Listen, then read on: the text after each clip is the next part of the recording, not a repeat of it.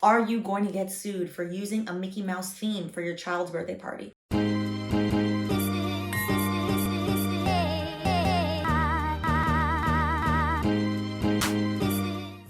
Welcome back to Wine and Chill, your home for all things legal shenanigans. I'm Stephanie, your friendly neighborhood lawyer. Well, not your lawyer, which brings me quickly to our disclaimer. By watching this video, you understand and acknowledge that this video is solely for entertainment purposes only, and you agree to read the full disclaimer down below in the description box.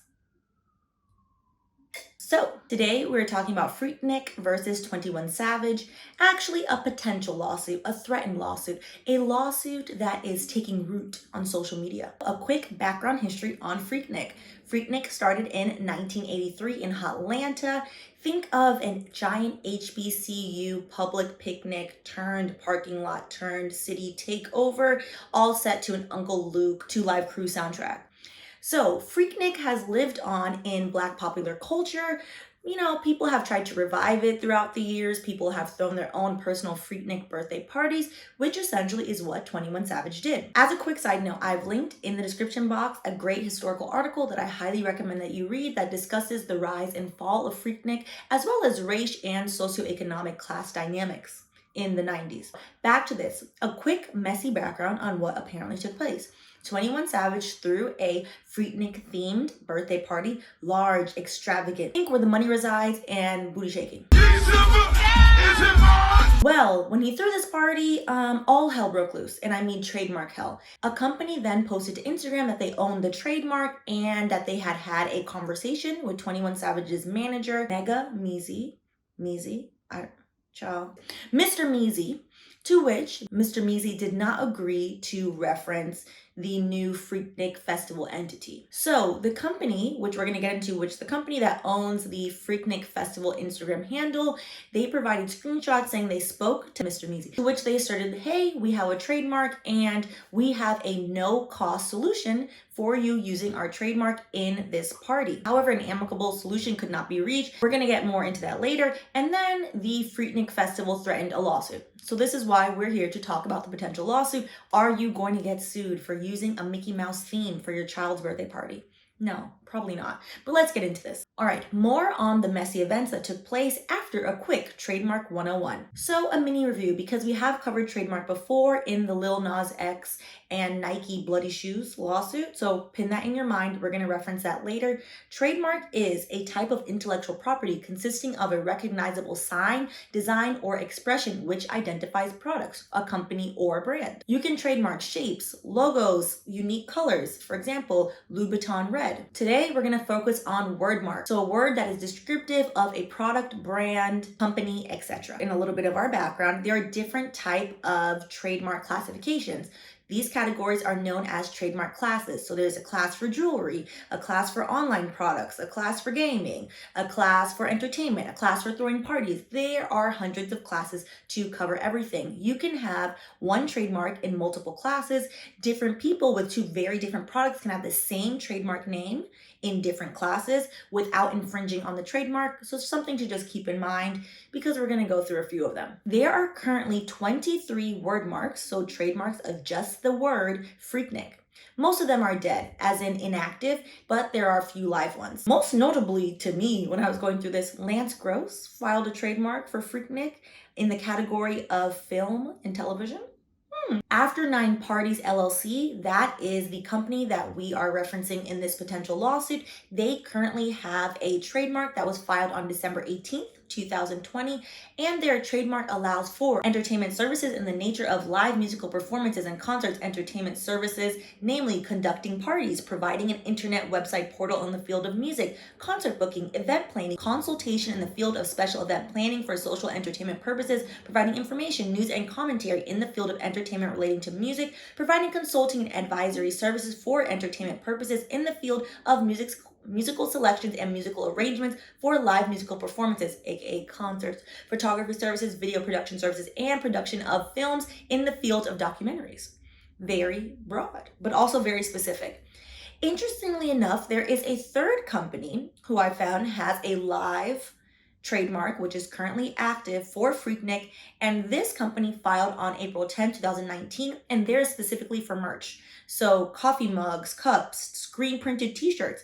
I'm not sure if that third company is related to After 9 Partners LLC, but I thought that was interesting. Okay, so now that we have a background, who has the varying trademarks, who is alleging what? After 9 Partners LLC, they are the owners of the Freaknik trademark in question from 2020 that we're referencing. They are also the owners and behind the Freaknik Festival Instagram page. Okay, great. So, is there infringement? The question at hand. Did 21 Savage infringe on After 9 Partners LLC's trademark of the word Freaknik in having to do with the specific class of throwing parties, concerts, etc.? That we just read that long thing. When proving trademark infringement, a plaintiff, so that would be After 9 Partners LLC, if they were to actually sue, they have to prove that A, the defendant used their trademark without their permission, and there is market confusion. There are other factors, but those are the main factors that are relevant to this potential case. Market confusion would be if I, Stephanie, went and saw 21 Savage's birthday party and said, wow, that Freaknik Festival specifically is throwing this party for 21 Savage, or oh, this must be sponsored by Freaknik, etc. That would show market confusion. Reference back to, remember when we did the Nike Lil Nas X Bloody Shoes lawsuit? I'll link it above, and then I'll link it also below in the description box if you'd like to watch that. And in that lawsuit, they sued Mischief, which was the company behind the shoes. They didn't sue Lil Nas X. In that lawsuit, Nike claimed, Mischief, you are confusing people. They claimed that people thought Nike made the bloody shoes. That was their whole argument. You are confusing the market. People think Nike is making these bloody shoes because basically what they did is they did a custom design of an actual Nike shoe. Okay, we're gonna get into preemptively posting receipts on the internet and my thoughts about that. But the Freaknik Festival posted some screenshots of a text message conversation with Mr. Measy and themselves. So in the text message conversation, you can clearly see them saying, hey, this is our trademark. And Mr. Measy saying, yeah, I don't really want to work with anybody else on this. Like, we're just throwing this man a birthday party, like, leave me be. Clearly, Freaknik Festival is offering what they're saying a no-cost solution is. I do not know what that no-cost solution is. Maybe they want it to be referenced in partnership with the official Freaknik Festival. I have no idea. I have no idea why Mr. Measy decided to say, hey, I don't want to work with y'all on this. You know who will know? If y'all go into his DMs and ask him. Don't ask me, I don't know. Also, it's irrelevant to the legality of it anyway. So basically what I'm trying to say is, if you're curious, go ask that man. Now, trademarks are much different in copyright in a variety of ways, and one of those being trademarks are only as good as your ability to protect the trademark. A copyright has intrinsic value. So in a copyright, once it's in a fixed medium, that's it. You have the copyright, you can sue anybody at any time. So for example, me making this video, it's in a fixed medium. The video is the copyright itself. You go and you take my video, decide to blast it in Times Square. Trust me, my student loans will get paid. However, Wine and Chill, for me to make sure that Wine and Chill is only owned by me, Wine and Chill in the terms of YouTube, Wine and Chill in the terms of, say I want to sell some merch, I will have to go after people that I see and say like, hey, no, that's mine. People lose their trademark when the name is no longer associated with the brand. So in doing so, let's reference back again to the Nike and the Lil Nas X suit that we covered.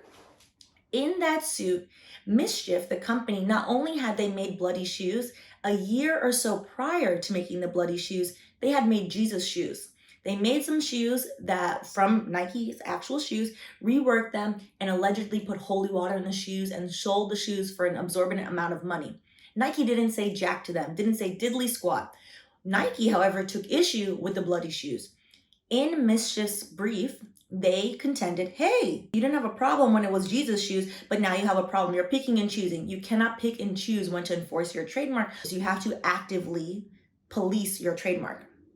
This is going to be the same. So here, the public perception, originally when Freaknik Festival, the Instagram posted like, hey, look at all this foolishness, the immediate public pushback was, why are you going after him? Didn't all these other people do this? Saweetie had a Freaknik themed birthday. Quavo in Miami also had a Freaknik themed party, and other people. So people immediately said, oh, you're only pushing back on him because you're a hater.